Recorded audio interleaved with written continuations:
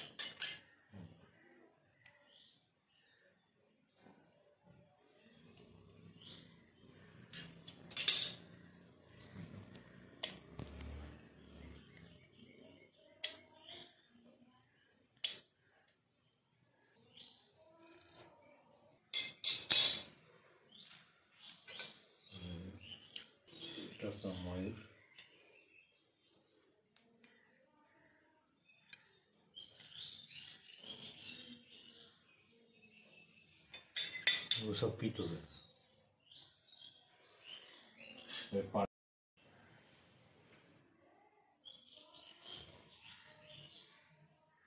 পুরনো, সব 100 বছরের পুরনো। এটা এটা এগুলো রাজস্থান,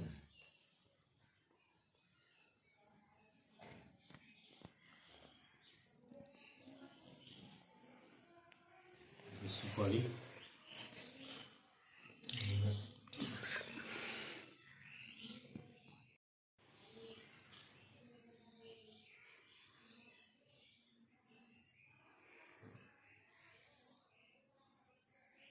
টেলিফোন, আর এটা টেলিস্কোপ আছে। এই গ্রামোফোন বাজবে, আপনি ভিডিও করতে পারেন।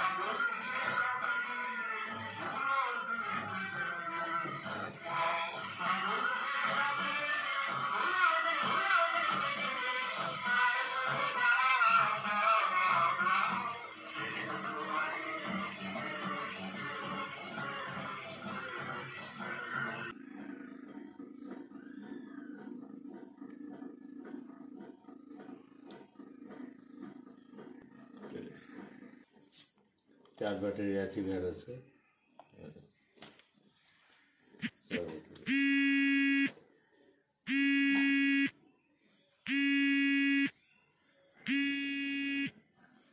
কালা টেপে করে, এটা দাগ টেপে করে।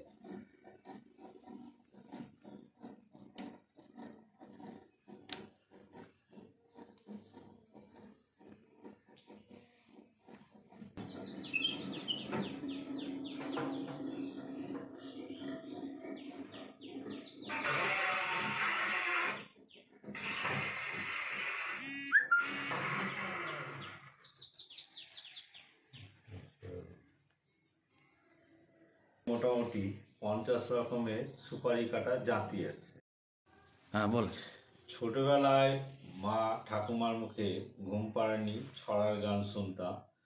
ঘুম পাড়ানি, মাসি পিসি, মোদের ঘরে এসো, বাটা ভরা পান দিব, গাল ভরে খেয়েও। এইসব ছড়া গান এখন অতীত, শোনা যায় না বললেই হয়।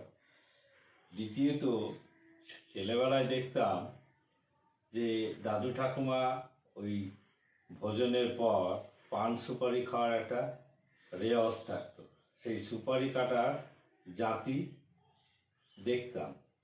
দিন দিন জাতির ব্যবহারটা কমে যাচ্ছে, যেহেতু পানের বিকল্প অনেক কিছু বেরিয়ে গেছে, মুখশুদ্ধি, হাজমোলা, এখন ওই জাতির ব্যবহারটা কমে গেছে। যদিও ধর্মীয় আচার অনুষ্ঠানে পান সুপারি এটা আছে। আমার সঙ্গে মোটামুটি 50 রকমের জাতি আছে। তার মধ্যে 25 রকম হচ্ছে পিতলের, আর 20 রকম হচ্ছে লোহার, 5 রকমের হচ্ছে শঙ্কর ধাতু। এই জাতিগুলো বেশিরভাগই মহারাষ্ট্র, গুজরাট, রাজস্থানের, মধ্যপ্রদেশের কিছু আছে, বিহারের আছে, আর বেঙ্গলের আছে। ভবিষ্যতে আমি আরও কিছু কালেকশন করতে চাইছি। আমি বর্তমান প্রজন্মের কাছে এটা তুলে ধরতে চাইছি যে বিগত সমাজ ব্যবস্থায় জাতির যে একটা ঐতিহ্য ছিল সেটা হারিয়ে যাচ্ছে।